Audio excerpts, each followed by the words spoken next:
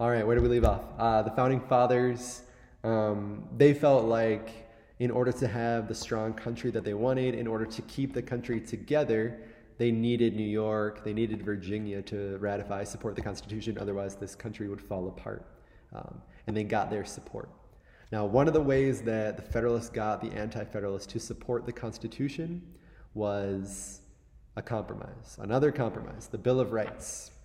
Now, the Bill of Rights, these were amendments, meaning changes added on later to the Constitution that the first 10, and they were these individual liberties that the government had to protect, that they could not infringe upon, and they were guaranteed by the Constitution, and we'll kind of get into that a little later.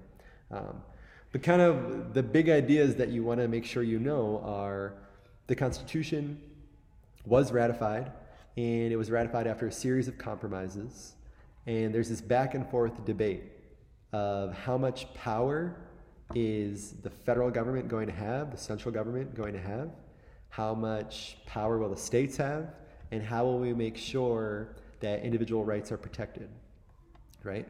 And the other thing you want to think about too is this balance, right, of how do we maintain law and order while protecting rights, this other balance of how do we make sure that we don't fall into the trap of the monarchy that we rebelled against, the British. But how do we also avoid the other trap, right, which was symbolized by the Articles of Confederation, where you have a very weak government that couldn't tax, couldn't have a standing army, and couldn't essentially repress these internal protests like Shays' Rebellion. So they were hoping the Constitution would be that solution. So some elements, the next slide about the Constitution, things you want to know. Let's see what you want to know. The Constitution is based on popular sovereignty. So essentially that means that the popular support, right? The people have the power, right? Sovereignty is that power over everything else. There's separation of powers, right? So they established 3 branches of government: executive, legislative, and judicial. And those 3 branches were strategically divided so that way no one branch became too powerful. It also set up a division of power, so there was national government, or the federal government, and the state governments. So that's what's called federalism, right? There are certain rights and abilities that the state governments have, and there are certain rights that the federal government has. But the federal government would be the supreme government of the country, and the Constitution would be the supreme law of the land. The president would not be elected by the voters directly. The president, according to the Constitution, would be elected by a group of representatives from each state called electors, and they would meet as part of the Electoral College every December every 4 years in December, and they would vote on the president. Now, this goes back to that theme of wanting to create a country that is democratic and that lives up to these ideals that were set forth in the Declaration of Independence, the ideals that really drove the revolution. But there is still this fear of, we don't want too much democracy. The founding fathers were worried about what's called mobocracy, basically a country being run by the mob. And so they wanted to kind of, again, that balance, right, of we don't want too much democracy. And so, yeah, we'll have people vote. You have to be a landowning white male to vote. But not only that, you won't vote directly for the president. You'll vote for someone who will represent you, and then that person will vote at the Electoral College for president. All right, let's go to the next set of slides. So the next set is over here, and we'll start with Washington's administration. Let's see.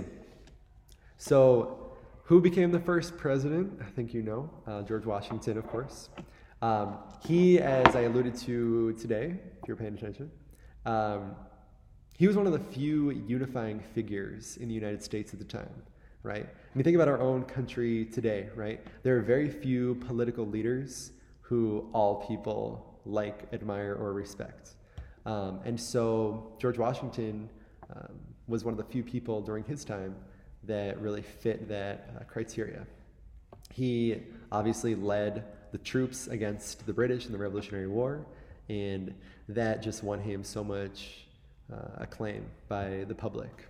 So regardless of whether people were from Massachusetts, Virginia, North Carolina, New York, Pennsylvania, they all revered the fact that he led them against their common enemy, the British. So he would become the first president. The Electoral College unanimously elected him. That is the first and only time that of course, happened.